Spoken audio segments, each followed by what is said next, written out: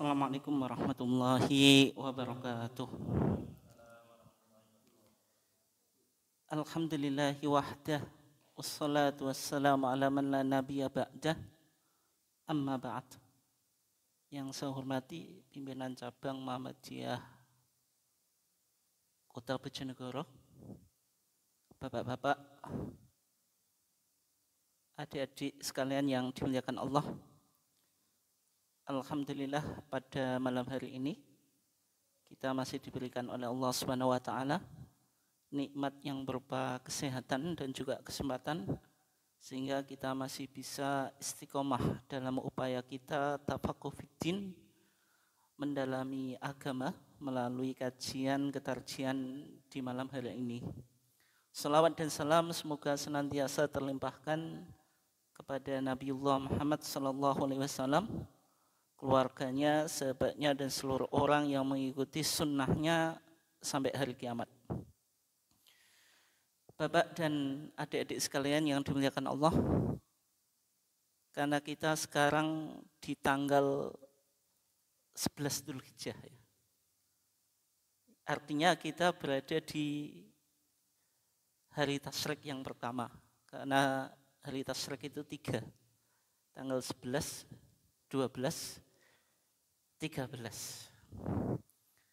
Oleh sebab itu kajian kita pada malam hari ini akan mendalami tentang fikih hari tasyrik. Fikih apa? Hari tasyrik. Di dalam hadis yang ada dalam kitab Bulughul Maram, yang ada dalam kitab apa?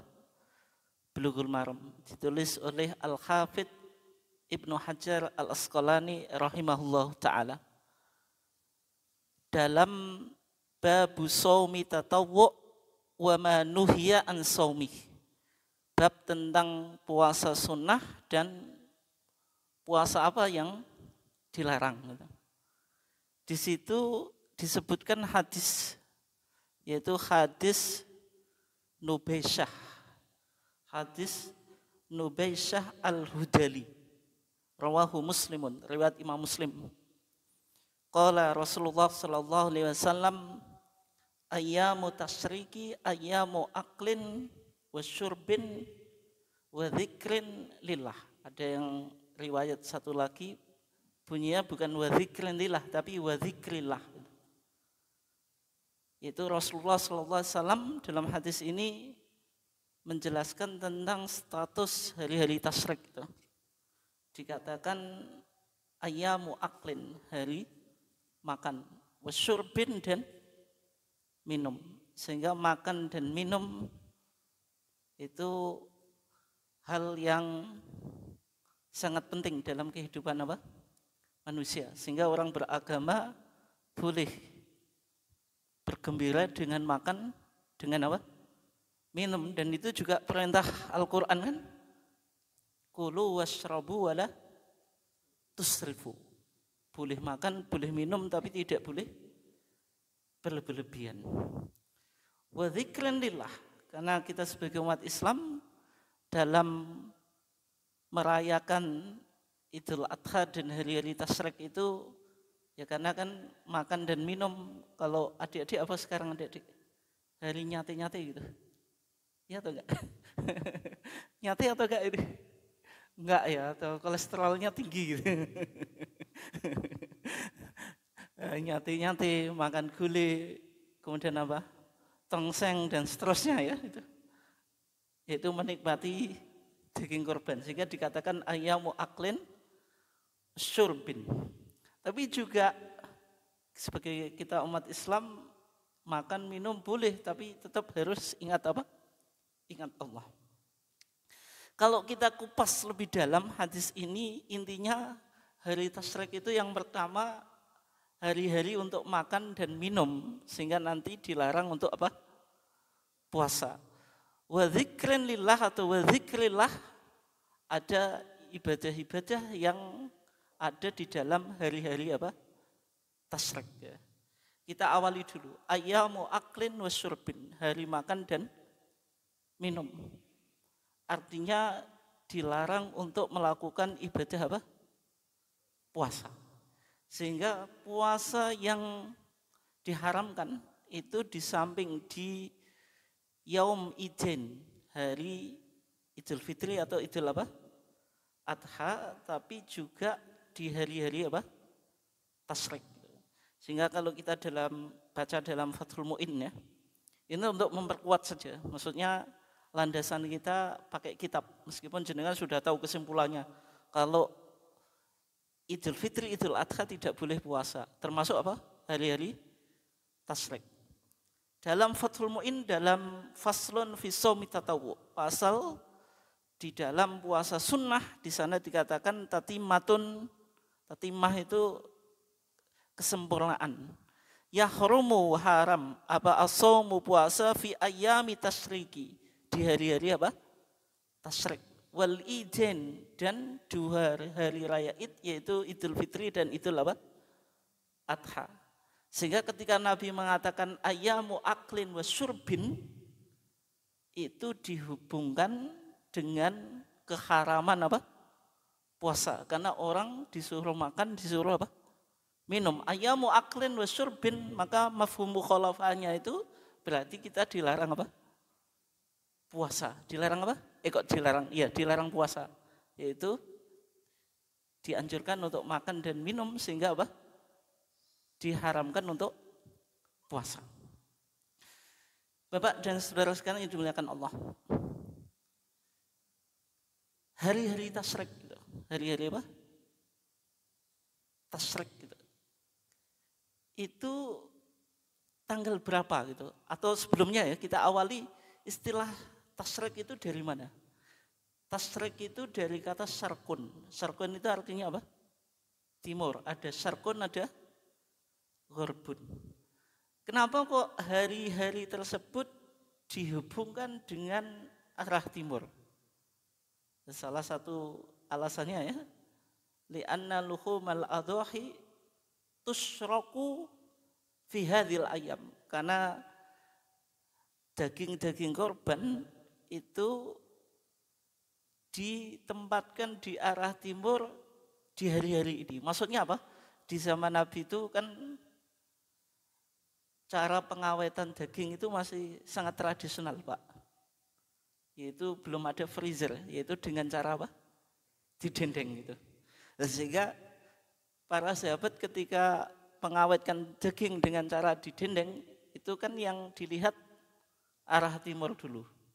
Kalau kita pengalaman mepe daging itu mungkin enggak begitu punya ya, tapi yang punya pengalaman mepe gabah. Mepe gabah kan yang dilihat arah apa? Timur. Nah itu kenapa kok disebut hari apa? Tasyrik, dihubungkan dengan proses penyimpanan daging apa? Korban. Pandangan yang kedua, ada yang mengatakan kenapa disebut hari tasyrik?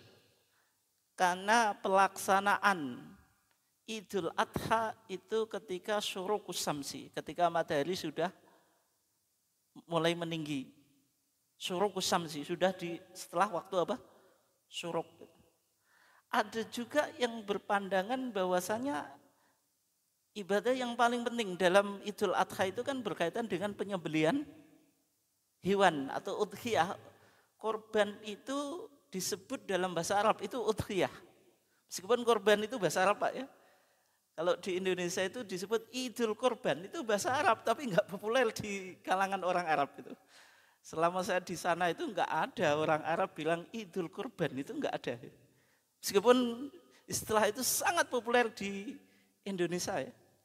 Mereka menyebutnya Idul Adha atau Id al-Udhiyah. Udhiyah itu artinya korban yang berasal dari waktu duha, yang merupakan waktu umum hewan korban itu disembelihkan di waktu duha kan? Atau mengawali kita mengawali ibadah korban itu kan diawali pada waktu apa? Duha, sholat, kemudian apa? Menyembelih korban, korbannya disebut udhiyah, ada hubungannya dengan waktu duha. Sampai hari raya Idnya itu kan disebut Idul Adha, karena pelaksanaannya di waktu duha itu. Ya. Ada yang mengaitkan hari Tasyrik itu dikaitkan dengan Yaumul Adha atau Yaumun Nahri karena dia mengikuti dari Idul apa? Adha. Itu secara apa? Istilah. Tapi yang paling populer dalam kitab-kitab fikih itu dihubungkan dengan pendendengan daging-daging apa? Daging-daging kurban. Itu secara istilah. Secara bahasa kok. Kemudian waktunya Pak, Bu. Waktunya kan tanggal 11, 12, 13. Ini sebenarnya bukan pandangan jumhur. Bukan pandangan apa? Jumhur. Hanya pandangan mazhab Syafi'i. Kalau jumhur ulama itu malah waktu penyembelihan korban itu hanya 3 hari. Tidak 4 hari. Kalau kita di Indonesia kan 4 hari. Kenapa? Karena hari Tasyriknya itu cuma tanggal 11 sama 12. Tanggal 13 tidak masuk hari apa? Tasyrik. Itu pandangan jumhur. Kecuali mazhab Syafi'i. Nah, mazhab Syafi'i alasannya kenapa tanggal 13 masuk? Karena Nabi bersabda, kullu ayami tasyriki dzabhun. Setiap hari-hari tasyrik boleh menyembelih. Itu alasan pendapat mazhab apa? Syafi'i. Beda dengan pendapat jumhur yang mengatakan hanya 3 hari, yaitu mazhab Hanafi, mazhab Maliki, dan mazhab Hambali.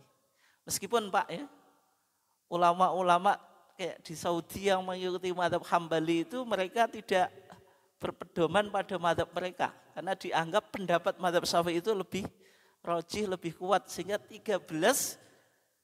tanggal 13 maksudnya itu juga dimasukkan waktu yang mana kita boleh menyembelih apa?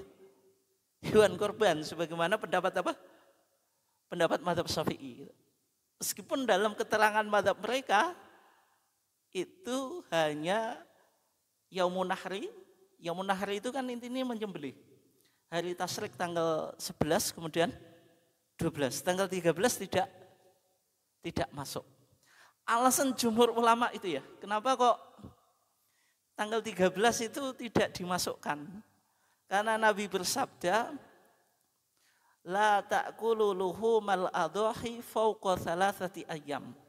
Janganlah kamu makan daging korbanmu melebihi 3 hari. Tapi ini harus dilihat Pak ya, adik-adik sekalian. Waktu itu memang terjadi krisis pangan di zaman apa? Nabi. Sehingga Nabi pernah melarang daging korban itu disimpan lebih dari 3 hari. Korban itu kan dimensinya kan 2. Tidak hanya dimensi spiritual, yaitu kita menghidupkan sunnah korban yang sudah dimulai sejak Nabi Adam, Qabil dengan apa? Habil. Korban yang diterima adalah korbannya apa? Habil. Kemudian diteruskan oleh Nabi Ibrahim ketika mau menyembelih apa? Ismail wa fadhainahu bidzibhin azim. Diteruskan syariat Nabi Muhammad. Ini kan dimensi spiritual, tapi juga ada dimensi apa? Sosial. Yang menarik itu kan korban di masa Nabi Adam, yaitu korbannya apa? Habil itu kan kambing gibas. Gitu. Dia sahibu ghunamin, yaitu seorang peternak memilih hewan korbannya yang terbaik. Gitu. Beda dengan Qabil, itu sahibu zar'in, petani tapi memilih hasil pertaniannya yang terjelek. Gitu. Yang diterima oleh Allah yang terbaik, ya kan gitu. Ya, korban itu kan diantara yang dianjurkan sunnahnya itu hewannya yang terbaik, the best, the first itu. Dan Nabi itu kan tiap tahun itu kan korban dengan 2 ekor kambing. Dhoha bikabshain, hadis Anas ibn Malik. Korban dengan 2 ekor kambing, akronain yang keduanya apa? Bertanduk. Kalau kambing semakin bertanduk semakin gagah kan itu. Kemudian apa? Amlahain, yang keduanya putih mulus. Antara kambing putih dengan kambing hitam, itu dalam fikih Pak, saya belum pernah mencoba. Katanya kenapa Nabi milih yang putih itu dagingnya lebih lezat. Itu. Sehingga antara kambing hitam dengan kambing putih diprioritaskan kambing putih gitu. Di keterangan kita fikih semacam itu. Saya nggak tahu memang kalau daging kambing putih itu lebih lezat daripada kambing apa? Hitam. Kemudian saminain, keduanya itu gemuk. Saminain, yang pertama pakai sin, yang kedua pakai tha. Kalau saminain itu keduanya gemuk, saminain keduanya mahal, karena antara mahal dengan gemuk itu selalu berhubungan. Kalau uang kita besar, banyak, otomatis bisa mendapatkan kambing yang terbaik. Ini di zaman Nabi menunjukkan kambing yang dipilih itu yang terbaik. Tapi menariknya, korban di zaman Adam itu kambing, di zaman Ibrahim kambing, di zaman Nabi tidak hanya kambing, tapi bahimatul an'am yang meliputi 3 itu, yaitu kambing, sapi, kemudian apa? Onta. Kalau kerbau boleh atau enggak, Pak? Boleh atau enggak? Boleh. Kerbau itu masuk jenis sapi. Meskipun bahasa Arabnya kalau kerbau itu jamus, kalau sapi itu apa? Bakoron atau bakoroh. Karena dianggap satu jenis. Dan tradisinya Sunan Kudus itu kan korbannya pakai apa? Pakai kebo, Pak. Makanya di daerah Kudus itu yang umum apa?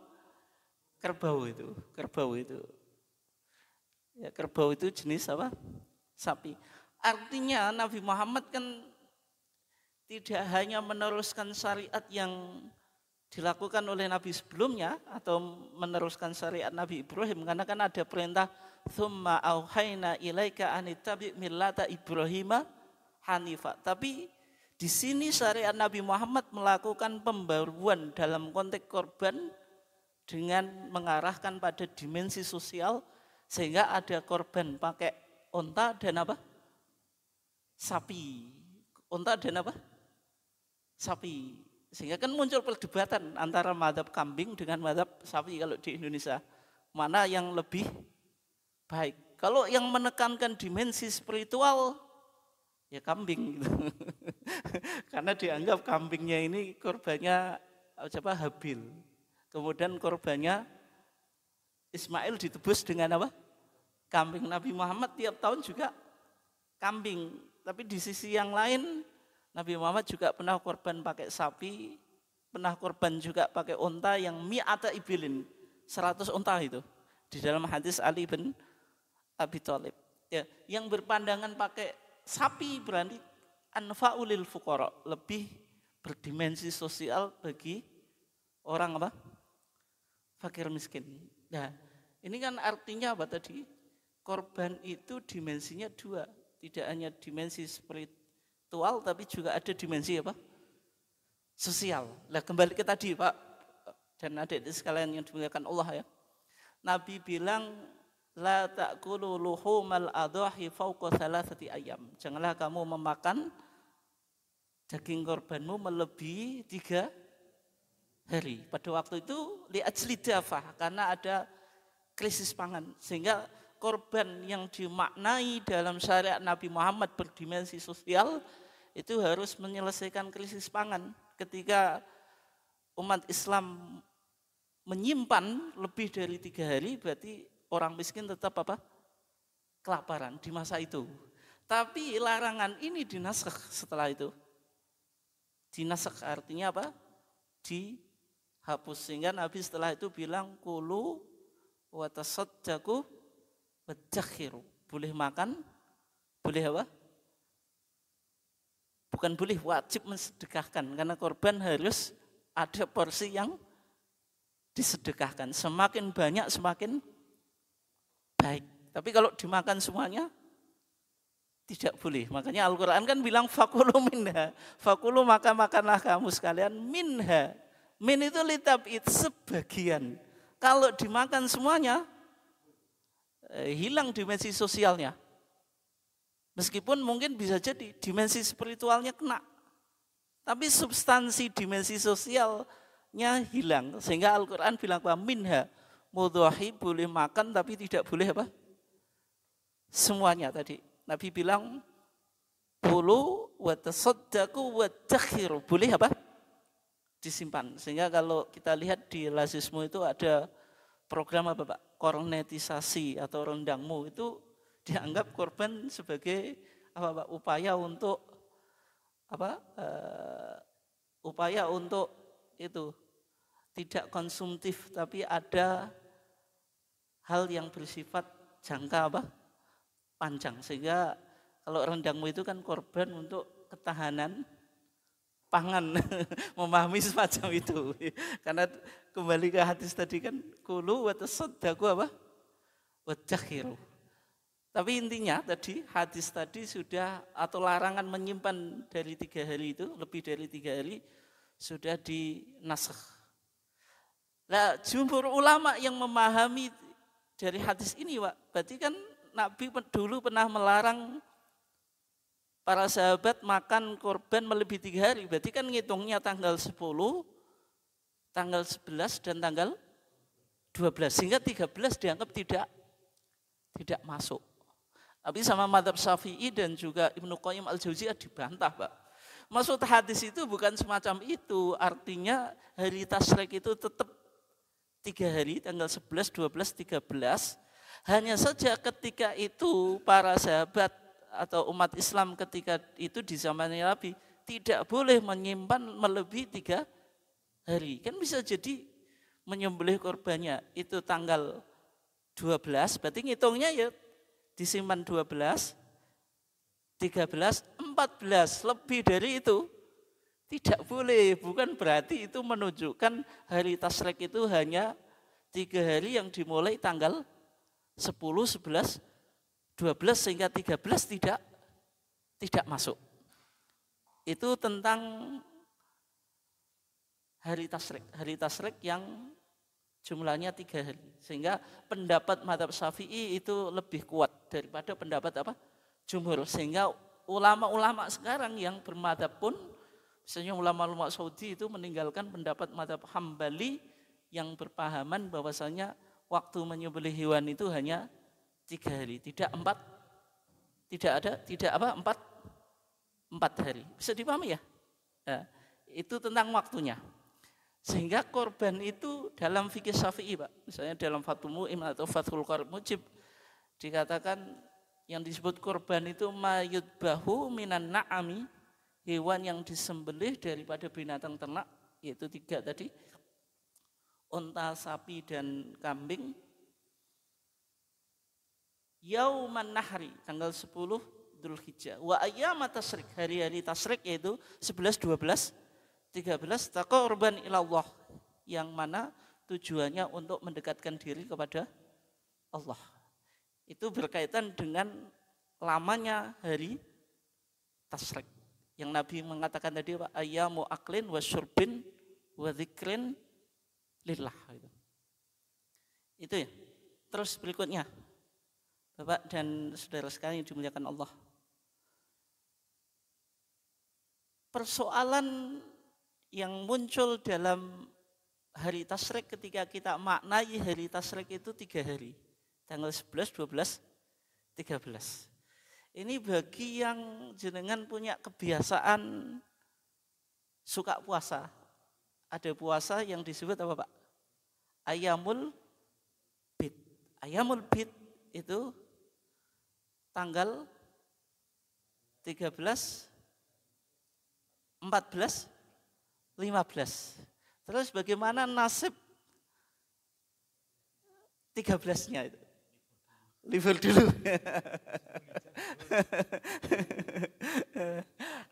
Ayyamul bid itu kan sebenarnya meskipun yang disebut ayam itu kan hari ya.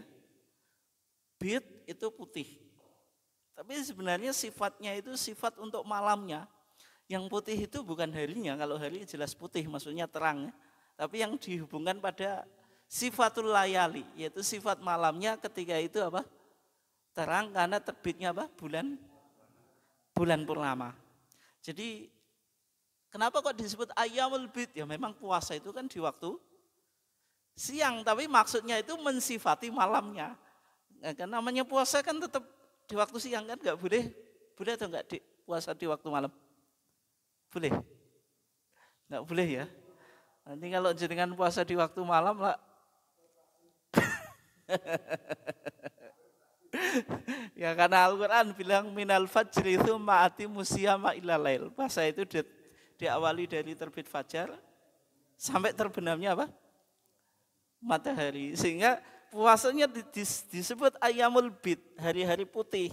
Tapi yang disebut putih bukan siangnya, karena siang sudah tentu putih ya, tapi dihubungkan pada sifat malamnya yaitu apa? Purnama.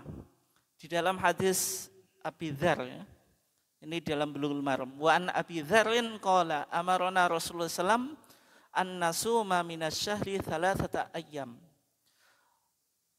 Rasulullah memerintahkan kepada kami an nasuma supaya kami puasa minasyahri dari satu bulan atau dalam satu bulan thalathata ayyam 3 hari. Thalatha asyrata tanggal 13 wa arba'a asyrata tanggal 14 wa khamsa asyrata dan 15. Rawahun Nasa'i, hadis ini riwayat Imam Nasa'i wa Tirmidzi dan Imam Tirmidzi wa sahahu Ibnu Hibban. Kemudian disahihkan oleh Ibnu Hibban. Berarti dalam hadis Abi Dzar Rasulullah memerintahkan para sahabat untuk puasa dalam satu bulan itu 3 hari. Dijelaskan tanggalnya itu 13, 14, 15. Ya, cumanya yang menjadi problem ketika orang biasa puasa Ayyamul Bid 13-nya kan hari Tasyrik. Boleh puasa, Dik? Enggak boleh, Nabi bilang ayyamu aklin wa syurbin, hari makan dan minum, sehingga puasa tanggal 13 di bulan Dzulhijjah meskipun itu disebut Ayyamul Bid, boleh atau enggak? Tidak boleh. Kalau tidak boleh puasa, masih ada puasa Ayyamul Bid atau enggak di bulan Dzulhijjah?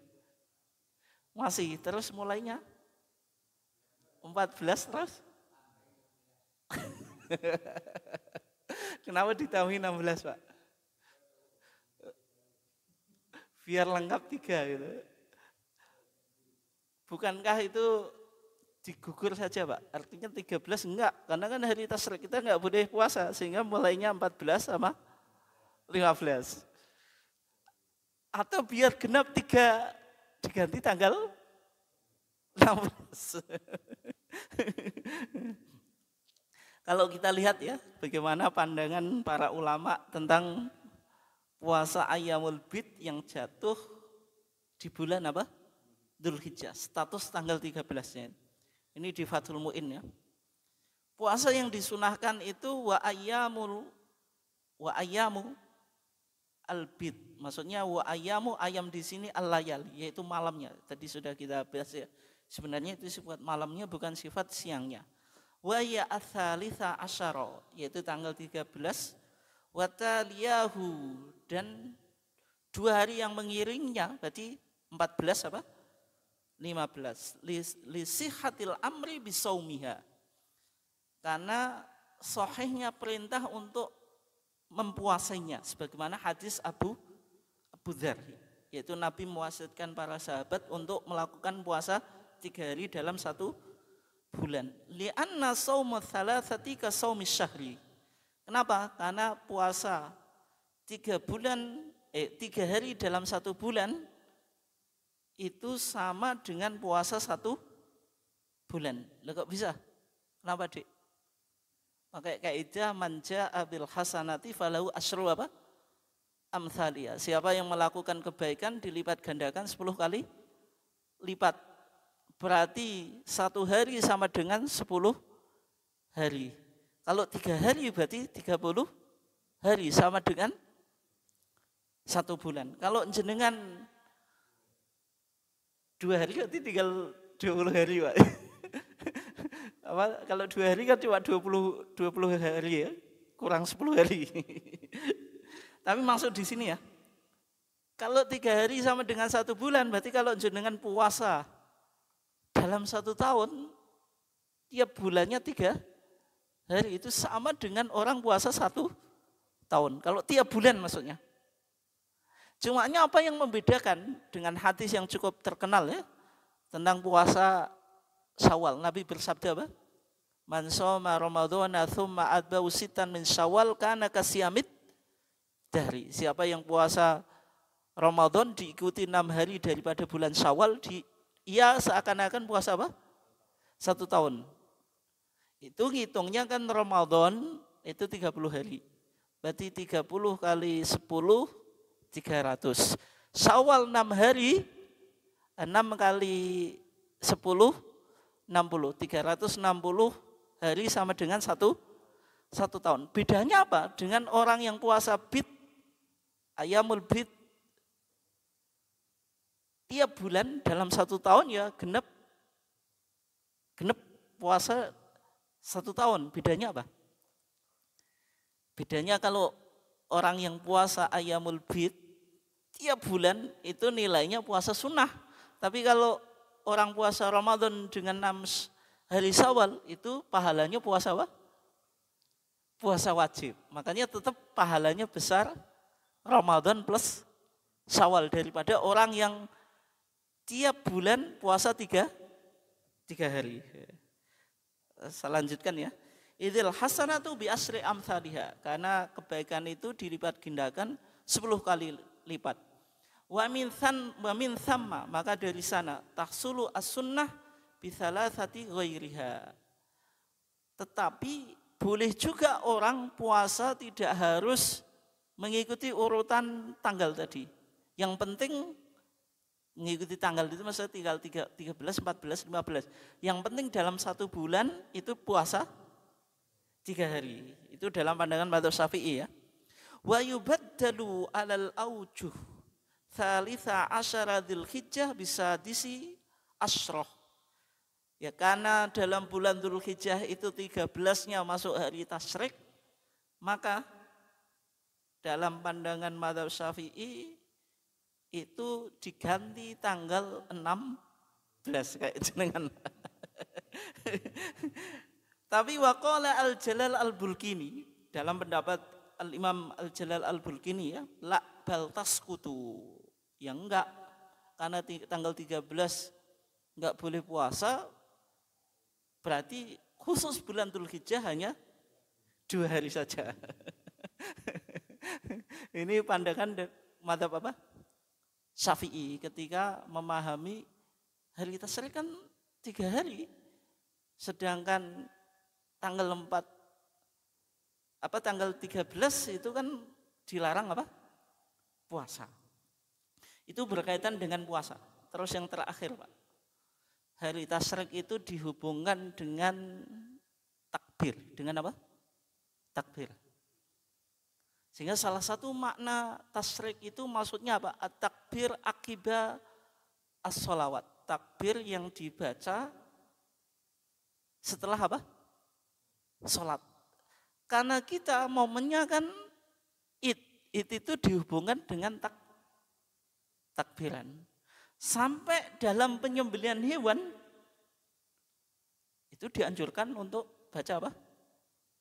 Takbir. Makanya Nabi ketika menyembelih kambing gibasnya yang 2 tadi Pak, itu kan dzabahahum biyadihi. Rasulullah sendiri yang menyembelih. Karena korban itu ibadah, maka mudhahi itu kalau punya kemampuan ia sendiri yang menyembelih. Sunahnya kan kayak gitu. Sebagaimana yang dilakukan oleh Rasulullah. Wong ayatnya kul inna sholati apa?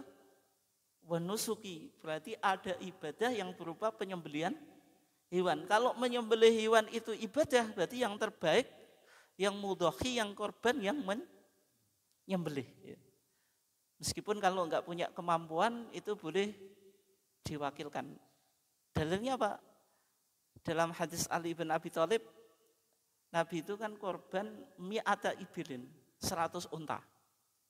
100 unta kalau buat dibagikan PCM kota lebih-lebih atau enggak Pak itu? 100 unta yang disembelih Nabi itu salasan wasitin, 63. Sisanya sembelih Ali. Artinya di sini Nabi pernah juga mewakilkan Ali untuk menyembelih apa? Hewan korbannya. Tapi yang terbaik orang yang berkorban yang menyembelih apa? Hewannya sendiri. Karena ini kan bentuk apa? Ibadah. Dzabahahuma biyadi. Rasulullah sendiri yang menyembelih. Kalau punya kemampuan, tapi kalau perempuan, Dik, Mbak, bisa menyembelih gak? Nyembelih kambing bisa? Gak bisa. Sapi? Ayam? Perempuan menyembelih hewan boleh? Boleh atau enggak? Boleh atau enggak, Dik? Boleh, tapi berani. Kalau terpaksa ya. Jadi perempuan boleh menyembelih. Dalam Fathul Mu'in dikatakan syarat dzabih penyembelih itu yang pertama itu rajulan, laki-laki. Tapi akilan yang berakal. Orang gila jangan sampai menyembelih, Pak. Nanti kalau yang disembelih bukan leher hewan tapi kakinya kan jadi masalah. Sehingga akilan, berakal. Famro'atan, setelah itu perempuan boleh itu. Fasobian baru anak kecil, meskipun laki-laki. Kenapa? Karena anak kecil itu kan belum tahu syarat rukunnya menyembelih. Sehingga perempuan didahulukan daripada anak kecil. Tapi sah penyembelihan apa? Wanita. Ya, meskipun Fatimah itu kalau korbannya tidak disembelih sendiri. Diserahkan kepada Nabi suruh menyembelih. Ketika itu Fatimah suruh melihat menyaksikan penyembelihan hewan korban. Sunahnya kan kalau nggak bisa menyembelih, melihat proses penyembelihan. Ketika hewan korbannya dirobohkan, Nabi mengatakan kepada Fatimah, "Quli inni wajjahtu wajhiya lilladzi fatharas samawati" sampai apa? "Wa ana awwalul muslimin." Itu doa yang disunahkan ketika merobohkan hewan korban. Ketika Nabi menyembelih hewan kurban, itu tidak baca bismillah, tapi baca apa? Bismillah wallahu akbar. Allahumma taqabbal hadza minni wa amman lam yudhahi min ummati. Dalam satu riwayat, Allahumma taqabbal hadza min Muhammadin wa ali Muhammadin. Ya Allah, terimalah korban ini dari Muhammad dan keluarga Muhammad, Pak. Nanti dipahami korban itu untuk satu keluarga gitu. Dia sunnah kifayah, sunnah kolektif. Ketika ada satu keluarga melakukan, maka yang lainnya apa? Tercukupi. Tapi kalau orangnya nggak punya keluarga, maka dia menjadi sunnah ain.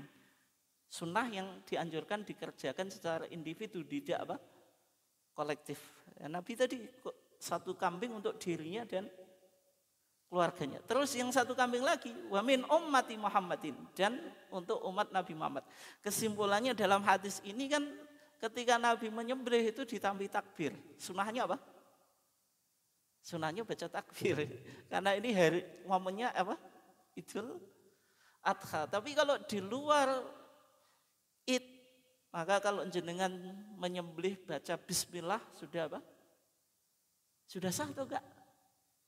Sah meskipun tidak pakai Allahu Akbar. Malah nggak ada kesunahan baca Allahu Akbar, Pak. Di luar apa? Penyembelihan korban. Meskipun di masyarakat ya umumnya kalau orang awam menyembelihnya bismillah wallahu akbar. Tapi sebenarnya yang tambahan Allahu Akbar ini sunnahnya ketika Id saja. Jadi di luar itu ya cukup apa? Bismillah. Kalau lupa bismillah sah atau enggak? Nek jumhur ulama itu bismillah itu juga sunnah ya, tidak sampai wajib. Kalau jumhur ulama wajib, mohon maaf ya. Tapi kalau mazhab Syafi'i hanya apa? Sunnah. Sehingga kalau orang sengaja tidak baca bismillah tetap sah menurut mazhab Syafi'i, Pak. Tapi ini jangan dibuka untuk orang awam ya. Nanti kalau orang awam nanti efeknya apa, Pak? Menyepelekan ya. Bagaimana dengan ayat wala ta'kulu mimma lam yudkarismullahi alaih? Ini kan pendapat jumhur. Janganlah engkau memakan apa yang tidak disembelih atas nama Allah. Berarti kalau menyembelih enggak baca bismillah tidak sah. Jumhur ulama kayak gitu, Pak. Tapi mazhab Syafi'i memahami kalau dia seorang muslim mau baca bismillah atau tidak tetap sah. Kenapa? Karena kalau seorang muslim menyembelih itu ya tentu untuk Allah. Ayat tadi konteksnya penyembelihan untuk berhala. Hanya saja pendapat mazhab Syafi'i ini di Indonesia malah nggak populer, Pak. Itu pada pendapat mazhab Syafi'i. Orang awam pasti ditanya ketika orang menyembelih hewan nggak baca bismillah sah atau nggak? Pasti jawabannya nggak sah, Pak. Padahal menurut mazhab Syafi'i tetap apa? Sah, tapi dimakruhkan kalau sengaja. Kenapa kok dimakruhkan? Ya sunahnya baca bismillah kok dia apa? Meninggalkan. Tapi tetap Pak, yang kita rojikan pendapat jumhur. Kalau enggak kita mengikuti pendapat jumhur, nanti orang menyepelekan dalam proses apa? Penyembelihan. Tapi kalau misalnya orang ketika menyembelih lupa enggak baca bismillah, ya tetap dihukumi sah. Karena kan dia lupa. Kembali ke pembahasan kita. Tasrik itu dihubungkan dengan pelaksanaan takbir. Makanya kan ayyamu tasriki, ayyamu aklin wa syurbin ditutup dengan apa? Wa dzikrillah. Artinya ada takbir yang disunahkan secara khusus disebut takbir muqayyad yang dibaca setelah apa?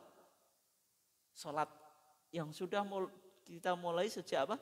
Subuh hari Arafah tanggal 9 apa? Dzulhijjah sampai nanti setelah asar hari tasrik disunahkan dibaca setelah selesai apa? Salat. Ini yang muqayyad. Berarti ada berapa hari itu? Yaumu Arafah, Yaumu Nahri 5 hari ya. 5 hari. Itu disunahkan kita memperbanyak apa? Membaca takbir. Setelah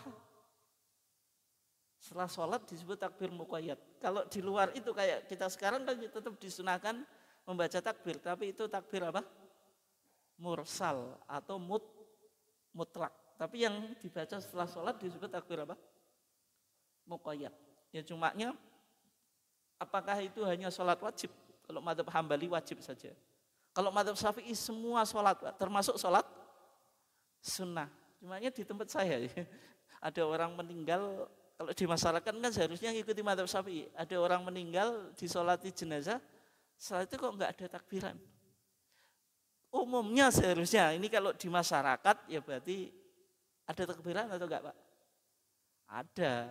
Kan sholat jenazah itu kan fardu kifayah. Sholat sunnah saja ada takbir muqayyadnya kok dalam mazhab apa? Syafi'i. Ini saya ngomong mengikuti mazhab Syafi'i. Kalau ditarjih belum ada penjelasan Pak. Tapi kalau mazhab Hambali khusus sholat wajib. Kalau mazhab Syafi'i semua sholat. Enggak ada sholat wajib. Misalnya terjadi gerhana matahari, kita sholat. Berarti setelah sholat ya ada takbirannya. Itu kalau mengikuti mazhab Syafi'i. Ya cumanya ditarjih. Tarjih itu kan pembahasannya kadang-kadang umum. Ya karena belum ada putusan. Fatwa itu nunggu ditanyakan warga Muhammadiyah Pak. Ya, secara umum kan warga Muhammadiyah nggak pernah tanya, gitu. Sehingga tidak pernah lahir apa? Fatwa. Guyonanya kan gitu Pak. Kenapa kok fatwa kita agak terlambat? Ya banyak faktornya. Untuk putusan harus 5 tahun melakukan munas. Gitu. Munas dalam 5 tahun digelar sekali Pak. Itu dengan dana yang cukup besar. Yang berikutnya kan di samping putusan ada fatwa. Iya, tapi fatwa itu kan hanya merespon ketika ada pertanyaan. Ketika tidak ada pertanyaan kan nggak mungkin keluar apa? Fatwa. Sehingga putusan dan fatwa tarjih itu kadang-kadang belum bisa merespon persoalan di masyarakat, Pak. Kalah dengan teman-teman salafi. Tapi kan mereka fatwanya harus dipahami, mereka fatwanya personal. Tiap ustadz bisa berfatwa. Kalau kita kan fatwanya kelembagaan. Ya. Kalau kelembagaan berarti tidak cukup satu ustadz atau ulama, tapi harus melibatkan banyak orang. Sehingga ijtihad kita kan ijtihad apa?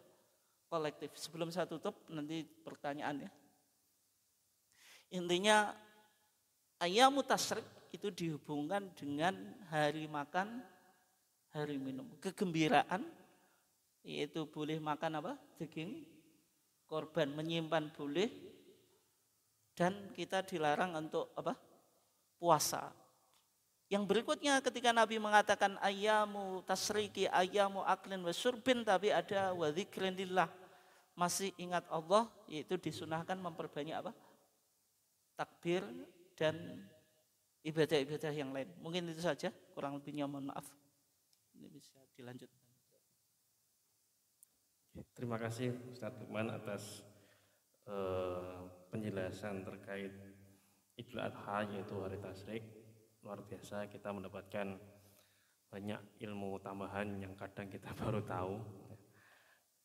Baik, ini pukul 20.30, masih ada cukup waktu. Silakan bagi yang mau bertanya. Nggih.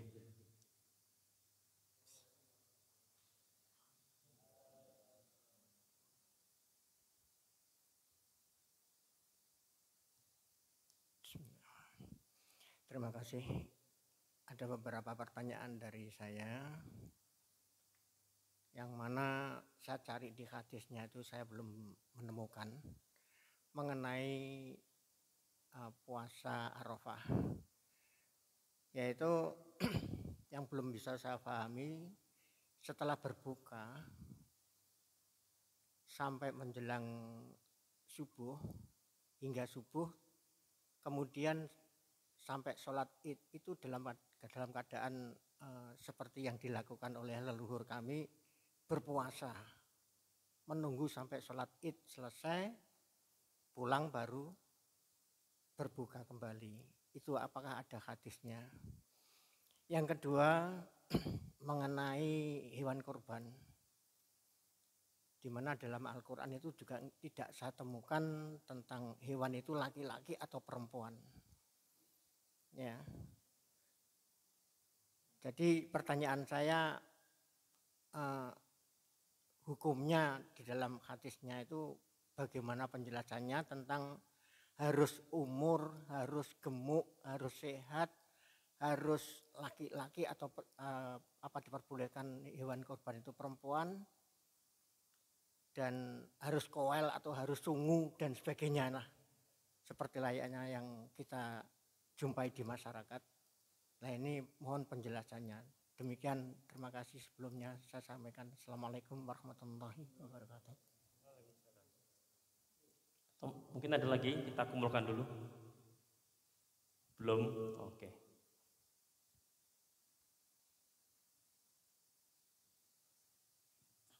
Oke ya, yang pertama Pak, itu jenengan cek di kitab Bulughul Maram. Semua kajian kita datanya dari kitab apa? Bulughul Maram. Ada hadis Ibnu Buraidah an abihi, dari bapaknya. Karena Nabi sallallahu alaihi wasallam la yakhruju yaumal fitri hatta yat'ama. Rasulullah itu enggak keluar hari raya Idul Fitri sampai makan. Artinya disunahkan sebelum sholat itu makan dulu. Tentu kalau hari raya apa? Idul Fitri. Wala yat'amu, dan Rasulullah tidak makan yaumal adha, pada hari raya Idul Adha, hatta yusolliya, sampai beliau apa? Salat. Nah, ulama ngasih taklil Pak. Jadi kalau dalam fikih itu hadis teks itu ditaklil. Ditaklil itu dicari rasionalitasnya. Sehingga kajian fikih itu pasti rasional Pak. Meskipun kalau orang awam kan sing penting ada dalil, tapi dalil itu kan pasti ada nilai rasionalitas. Itu namanya taklil, mencari alasan dibalik teks. Itu namanya apa? Taklil.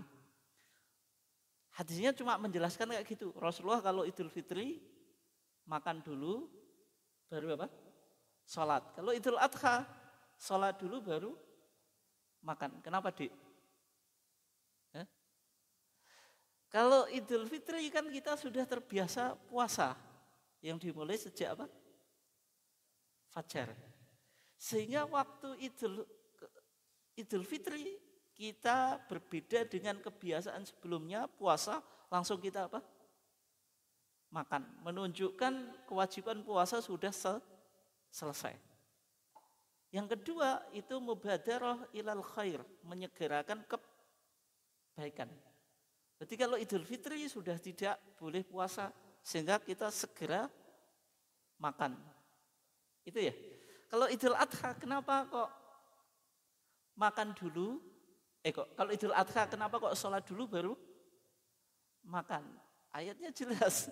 Fasholli li rabbika wanhar. Sholat baru menyembelih kan, artinya sholat dulu baru makan. Nah itu nilai rasionalitasnya ya, karena Idul Adha itu dihubungkan dengan makan dan minum, yaitu makan hewan korban, sehingga kita sudah biasa makan tiap hari kan, sehingga sholat dulu, habis sholat baru makan.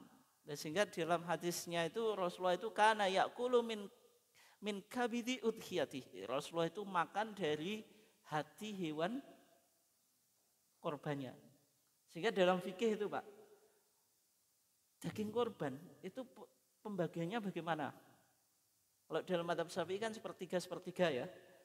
Sepertiga dikonsumsi mudhohi, sepertiga dikasih orang miskin, sepertiga dihadiahkan orang kaya. Terus madzhab Syafi'i juga memahami sepertiga itu maksimal, sunnah yang maksimal. Kalau lebih nggak apa-apa, ini kan hanya sunnah. Yang penting kan ada porsi yang dibagikan. Tapi semakin kurang dari sepertiga, semakin baik. Gitu. Lebih dari sepertiga nggak dosa, karena hanya sunnah saja. Kalau selama ada porsi yang dibagikan fakir miskin tetap disebut korban, Pak. Tapi jangan dipahami ibadah itu yang penting sah secara syar'i, kan enggak semacam itu. Tapi kena nilai substansi ibadah itu atau enggak? Maksudnya kan ada dimensi apa? Sosial. Kalau orang korban, Pak, satu kambing dapat dagingnya berapa? 8 kiloan ya. Misalnya Pak, hanya 1 kilo dikasihkan satu orang miskin, sah atau enggak? Sah. Tapi apakah itu ibadah yang baik? Tidak. Ibadah yang dimensi sosialnya enggak kena. Ya. Kena atau enggak Pak? Enggak kena, 8 kilo, 1 kilo dikasih, yang 7 kilo dimakan kan. Artinya dipahami semakin berdampak sosial semakin baik gitu. Nah, sehingga dalam madzhab Syafi'i kalau kurang dari sepertiga baik. Kalau sepertiga boleh, tapi itu maksimal sunnah. Gitu. Tapi ini konteksnya hanya berkaitan baik atau tidak. Nah, ibadah kan harus berpikir bukan hanya ritual, tapi juga harus berdampak apa? Sosial. Berarti semakin kita banyak berbagi, semakin baik. Yang saya contohkan tadi kan ibadah kok masih pelit Pak. Kambing 8 kilo, 1 kilo dibagikan orang miskin, berarti kan ibadah cek mikir-mikir kan pelit gitu. Nah, kembali ke tadi Pak, berarti di sini kan Rasulullah sholat dulu baru makan, sehingga dalam hadisnya yang jenengan sampaikan itu bukan waktu malamnya Pak, itu. Maksudnya enggak dianjurkan makan itu ketika hari itu dimulai dari terbitnya fajar. Kalau malamnya boleh. Jenengan begadang sampai penting sebelum terbit apa? Fajar, makan-makan boleh. Maksudnya dalam hadis itu praktik Rasulullah ketika sudah masuk pagi itu tidak makan, itu malam tetap boleh, bebas gitu. Itu disunahkan, tapi di bahasa tarjih itu saya agak sepakat Pak, disebut puasa ya. Puasa itu ya dari terbit fajar sampai terbenam matahari. Yang betul itu bahasanya bukan puasa. Saya punya buku tuntunan korban dan idin, itu menyebutnya puasa. Disunahkan puasa pada saat Idul Adha sebelum melakukan sholat id. Bukan puasa, imsak itu yang bahasanya itu. Imsak itu menahan makan dan minum juga. Minum masuk apa? Masuk makan, menahan makan dan minum sampai setelah apa? Sholat. Tapi itu tetap sunnah. Dalam madzhab Hambali Pak. Gitu. Tapi ini hanya ngaji saja ya. Kita pakai pemahaman umum. Itu berlaku bagi orang yang korban atau orang yang enggak berkorban Pak. Dalam madzhab Hambali indoha kalau dia berkorban. Kalau tidak berkorban mau makan, mau minum kan nggak kena kesunahan itu. Jadi kita pahami secara khusus lebih-lebih yang korban. Kalau jenengan nggak korban kan orang belah yo nak dibagi Pak kok ngenteni dagingan. Jenengan nggak belah terus gak dibagi kan. Itu pendapat mazhab Hambali Pak. Tapi kita menggunakan pendapat umum ya. Berarti jenengan korban atau enggak itu tetap disunahkan apa? Enggak makan, enggak minum sampai setelah apa? Sholat. Tapi dimulai dari terbit fajar Pak. Bukan dari apa? Malam hari. Kalau malam hari boleh-boleh saja. Kan hari itu dimulai dari terbit fajar. Itu ya. Terus berikutnya Pak. Ya memang nggak saya jelaskan karena kita topiknya nggak korban. Kalau korban yo kriteria hewan korban secara umum musinah. Musinah itu 2 tahun. Kalau onta itu 5 tahun masuk tahun ke-6, sapi 2 tahun. Kalau kambing dilihat dulu. Kambing domba atau biri-biri kalau bahasa Melayu. Atau kambing Jawa, kacang atau kambing apa Pak? Biasa. Kalau domba itu 1 tahun, atau belum ada 1 tahun sudah 6 bulan. Terus giginya sudah tanggal, yaitu poel. Apa? Poel. Dianggap hewan itu sudah balik atau ngatek Pak. Jadi kalau mengikuti tahun, 1 tahun. Yang kedua giginya tanggal berarti dia sudah balik. Kayak misalnya mbak-mbak ini. Umurnya belum 15 tahun, 12 tahun sudah haid, balik. Meskipun belum ada 15. Lebih 15 tahun, meskipun belum haid, tetap dianggap apa? Balik. Gak boleh lebih dari 15 kok belum balik. Berarti kambing tadi harus balik 1 tahun. Atau belum ada 1 tahun tapi sudah poel, giginya tanggal. Tapi harus sudah 1/2 tahun atau 6 bulan. Misalnya bulan ke-7, bulan ke-8 dia poel. Boleh. Terus tandanya berikutnya ini Pak. Bulunya itu apa wis gak nyerodok apa Pak jenenge? Sudah lembut loh. Gak nyerodok mendur apa jenenge? Itu diantara tandanya menunjukkan kalau dia sudah mulai apa? Balik gitu. Kalau kambing biasa Pak itu 2 tahun. Kambing biasa apa? 2 tahun. Kambing biasa, kambing Jawa atau kambing kacang itu 2 tahun dalam mazhab Syafi'i. Tapi mazhab Hambali Pak 1 tahun boleh. Cumanya saya sudah tanya ke orang-orang yang ahli kambing. Saya enggak ahli kambing Pak. Saya tanya kalau kambing Jawa 1 tahun lebih itu kira-kira wis ngatek tegung. Jawabannya juga belum semuanya Pak. Saya enggak, apa karena dia sudah pemikirannya mazhab Syafi'i atau apa gitu. Soalnya kan kalau mazhab Hambali itu kambing Jawa pun 1 tahun lebih sudah boleh, tidak harus genap 2 tahun. Tapi kalau mazhab Syafi'i harus apa? 2 tahun. Kalau kita umumnya di masyarakat kambing Jawa, kacang biasa itu tetap apa? 2 tahun. Saya cuma ingin cari itu loh. Informasi dari peternak, dia yang ahli kambing kira-kira belum ada 2 tahun, kambing biasa Pak itu. Kira-kira wis enek sing ngatek tegung. Jawabannya kok belum Pak. Nek belum berarti kan mazhab Syafi'i itu memang sesuai fakta di lapangan Pak. Tapi itu kadang-kadang juga sesuai paradigma yang ia pakai kan. Secara umum kan kita mengikuti mazhab Syafi'i. Sehingga kesimpulannya kalau kambing itu, kalau kambing domba biri-biri 1 tahun Pak, atau belum ada 1 tahun sudah apa? Poel.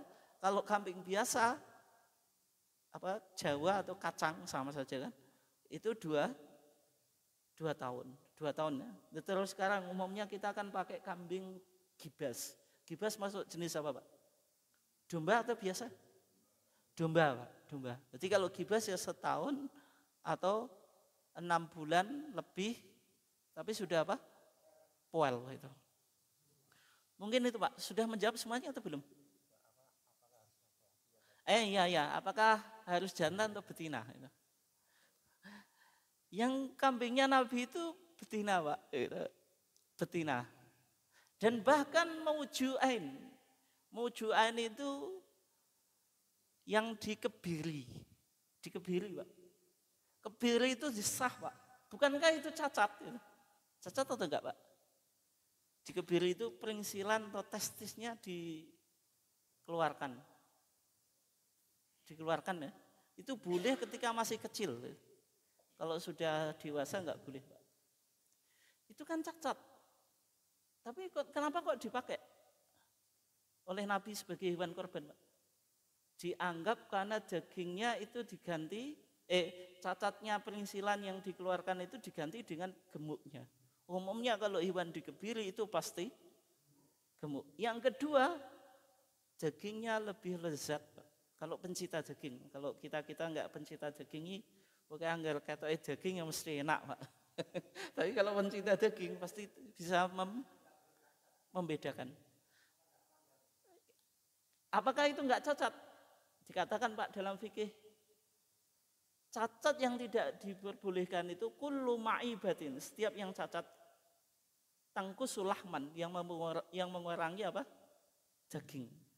Au syai'an mimma yu'kal, atau sesuatu yang umum dikonsumsi. Cumanya di fikih saya enggak tahu ya. Fikih dengan kebiasaan kita itu beda, Pak. Kalau di penjelasan fikih testis apa, Pak? Basa liyane apa, Pak? Perinsilannya apa jenenge? Torpedo, apa? Torpedo. Itu kan dikonsumsi itu kalau di tempat kita. Kalau di kitab fikih dikatakan itu mimma la yu'kalu, sesuatu yang tidak umum dikonsumsi. Mereka kan beda tradisi di sana dengan tradisi tempat kita. Kalau tempat kita kan dikonsumsi itu. Malah saya lihat video itu cara memasak torpedo itu, Pak. Sehingga di fikih itu dianggap sah, Pak, sah ya. Tidak cacat kalau kebiri tadi, dikebiri. Yang biasa ditanyakan itu sangklir, Pak. Sangklir itu apa, Pak? Satu ya. Itu umumnya gemuk, dikebiri saja sah, apalagi cuma sangklir. Ya, karena umumnya gemuk. Beda dengan cacat yang lain, Pak. Kalau apa? Pincang. Kalau yang disepakati kan hanya 4 itu. Rasulullah bersabda la tajuzu arbaun la tajuzu fi dhuhaya. 4 cacat yang tidak boleh digunakan untuk korban. Yang pertama apa? Al-awra al-bayyin awaruha. Yang PC yang jelas apa? PC-nya. Matanya 1. Ini dua-duanya enggak bisa lihat, Pak. Sah atau enggak? Ya enggak sah, 1 saja enggak sah apalagi dua-duanya gitu. Wal maridatu al-bayyin maraduha, yang sakit yang jelas sakitnya. Makanya kan penting kita mengupdate isu penyakit apa? Ada PMK, penyakit apa? Udunan sekarang. Mulut dan kuku. Itu virus bisa lumpuh dan seterusnya. Dulu ada apa? Lato-lato apa sih? Nah itu. Itu kan harus update. Jangan sampai hewan korban itu menjadi sarang penyakit, penyebaran virus. Berarti ibadah kan dinodai, Pak. Sehingga Nabi bilang yang sakit tidak boleh dibuat korban. Wal arja al-bayyin dolauha, yang pincang yang jelas apa? Pincangnya. Yang jelas apa? Pincangnya. Ya bagaimana kalau kakinya protol 1 atau 2? Yang pincang saja enggak boleh apalagi 1. Di zaman Nabi ya kalau pincang itu kan umumnya kurus karena dulu di gembala, Pak, dingon ya. Kalau kambing, sapi dingon, pincang, gemuk tuh kuro, Pak. Kuro, yang lainnya sudah makan rumput, dia belum kebagian, makanya enggak boleh. Tapi sekarang bagaimana kalau kambing atau sapi itu pincang tapi gemuk? Kan sekarang di ternak kan itu. Sudah ada suplai makanan, bisa jadi pincang tapi gemuk, sah atau enggak, Pak? Nah itu tetap cacat. Kita menggunakan pemahaman semacam itu. Jangan sampai hewan korban itu diwodo, Pak. Mau pedusnya ke wedi cuma nyeret pe dibeleh. Kan juga pantas, Pak. Cuaknya ya kalau cacat ini kan perdebatannya gini. Kok cacat pincang Pak ya? Kan panitia bisa jadi Pak. Panitia itu kan sampai membelikan hewan korban loh. Mau diturunkan dari truk jatuh pincang Pak. Sah atau enggak itu?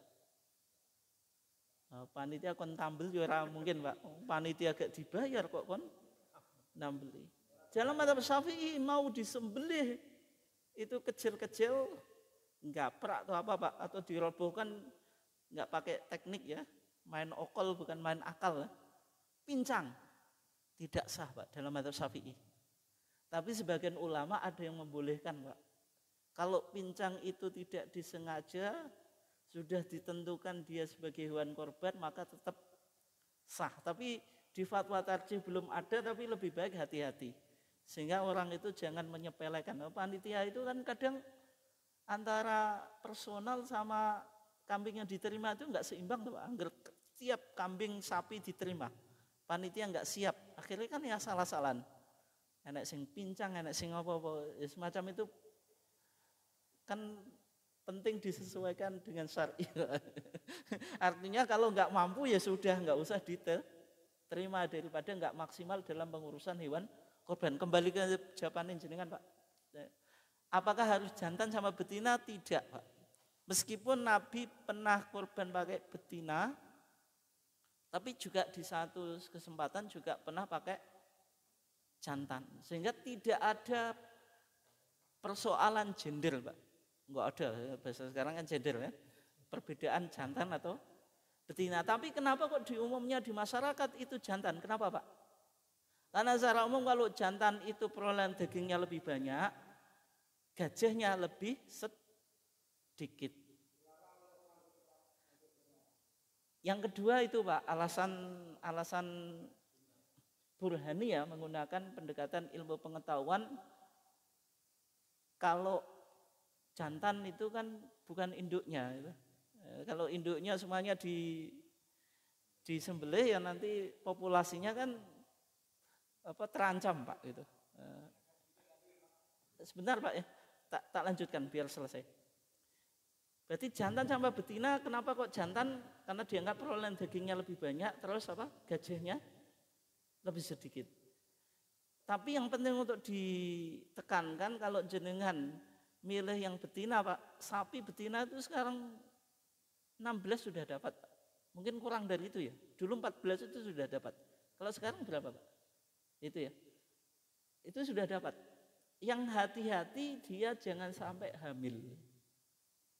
Kalau hamil juga bertentangan dengan dinas peternakan Pak.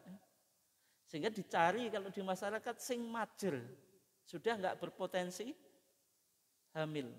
Dalam madzhab Syafi'i kalau hamil tidak sah. Kenapa? Karena dagingnya itu kan berkurang di janin itu Pak. Ya kalau janin wis pedet Pak, kena dipangan. Enak cek berupa darah atau segumpal daging Pak. Kan nggak bisa nggak layak untuk dikonsumsi lah. Tapi kalau pernah di tempat saya Pak, sapi betina disembelih ternyata ada anaknya pedete Pak. Itu dibuang sama orang-orang, nggak tahu kenapa kok nggak dimakan ya. Kalau dibuang kan mubazir. Nek cah nom-nom malah sate kambing muda Pak, malah seneng. Nah, kembali ke tadi apa? Yang penting itu, kalau dia disembelih kok ada janinnya atau ada pedete Pak, ya sah. Karena sebelumnya kan nggak tahu, kecuali jarak beli yang hamil. Makanya kan umumnya sing majer. Nanti ternyata ada anaknya kan kita nggak tahu, berarti tetap nggak apa-apa. Nggih, monggo Pak.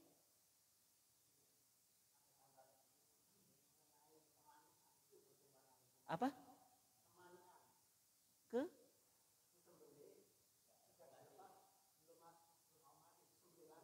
Jenenge apa? Kemanian. Ya. Dalam madzhab Syafi'i Pak, hewan yang disembelih itu harus al-hayah al-mustaqarrah. Hidupnya itu masih totalitas. Artinya apa? Menyembelih itu memang menghilangkan nyawa. Sehingga kalau dalam mazhab Syafi'i, ayam kejet-kejet ditabrak motor atau sepeda itu Pak, disembelih sebenarnya enggak sah. Kalau mazhab Syafi'i, kenapa? Karena nyembelih jenengan itu enggak berkontribusi untuk menghilangkan nyawa. Kejet-kejet jenengan beno berapa menit mati Pak. Terus apa fungsinya? Apa? Nyembelih. Termasuk dalam mazhab Syafi'i, nyembelih itu sekali. Kecuali enggak sekali cepat Pak prosesnya. Tapi kalau satu kali belum meninggal, belum mati ya, agak lama jenengan sembelih lagi. Berarti menyembelih yang kedua itu tidak ngasih dampak dalam mematikan hewan. Nah, tapi lebih baik ya semacam itu Pak. Ya kita kan ibadah harus cari yang terbaik lah, jangan sampai muncul khilaf, apalagi kan korban biayanya mahal. Sehingga tukang jegalnya juga harus diperhitungkan. Itu alasannya kenapa Pak? Kok disembelih kedua? Itu betul terjadi atau memang hanya apa Pak?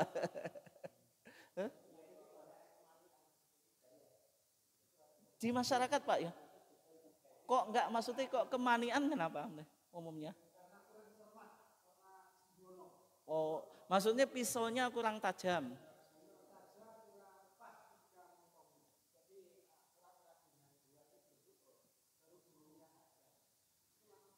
Enggak, kalau dua ini kan hanya sunnah Pak. Yang wajib itu ini Pak, kerongkongan sama tenggorokan. Bedanya apa Pak?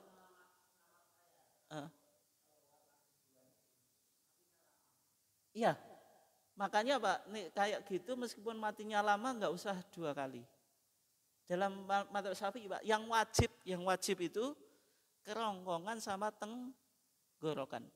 Kalau tenggorokan itu majrun nafas Pak, yaitu tempat dia bernafas. Kalau kerongkongan ya, itu dia tempat makanan. Yang penting untuk nafas sama makan itu diputus. Meskipun dua urat ini tidak harus pedot Pak. Ini hanya sunnah saja. Sehingga kalau kasusnya jenengan nggak usah disembelih lagi lah. Meskipun agak lama. Tapi yang penting Pak, berarti kan menyembelih kayak gitu kan nggak terbaik dia. Padahal Nabi bilang apa? Wa idza dzabhtum fa ahsinu adzibhah. Kalau engkau menyembelih perbaguslah dalam proses apa? Penyembelihan, jangan sampai pisaunya, pedangnya nggak tajam. Gitu.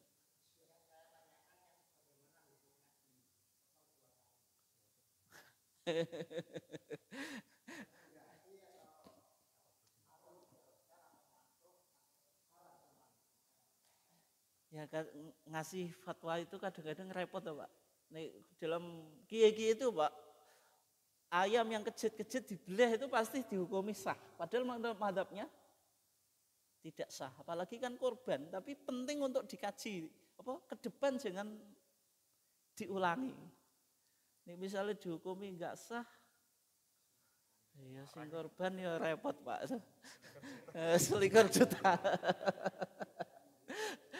Kayak saya Pak menjelaskan panitia jangan sampai hewan korbannya terjadi insiden apa Pak?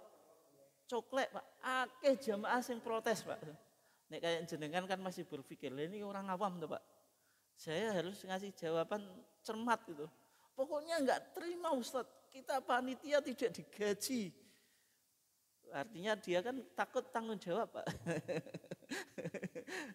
Ini kalau coklek panitia enggak mungkin nambeli kan, enggak mungkin. Yang semacam itu tadi Pak ya. Kalau dalam fikih mazhab Syafi'i enggak sah kalau 2 kali. Tapi kalau kita ngasih fatwa dilihat dulu itu alasannya apa gitu. Kesalahannya bagaimana kan itu. Makanya kan penting juru sembelih itu kan belajar gitu. Kalau tahu cara menyembelih mana yang harus dipotong, mana yang tidak kan tidak mungkin terjadi kesalahan sampai 2 kali itu Pak. Itu ya. Terus tajam atau tidak kan penting untuk dipertimbangkan. Gitu. cara tadi yang pincang kan itu gara-gara nggak punya teknik itu. Sekarang banyak teknik bagaimana merobohkan hewan, Pak. Oh, semacam-macam itu juru sembelih pelatihan itu. Nah, Juleha. Ada yang lain Pak nggak ada itu. Intinya Pak, ibadah itu harus terbaik gitu. Harus terbaik. Kalau kita ibadah ada perdebatan itu kan berarti ada masalah itu. Makanya hewan kurban kalau bisa yang terbaik. Gitu. Mungkin itu saja ya. Ini sudah mau jam 9 ya. Oke, kurang lebihnya mohon maaf. Wassalamualaikum warahmatullahi wabarakatuh. Baik Bapak Ibu, waktu sudah menunjukkan pukul 21.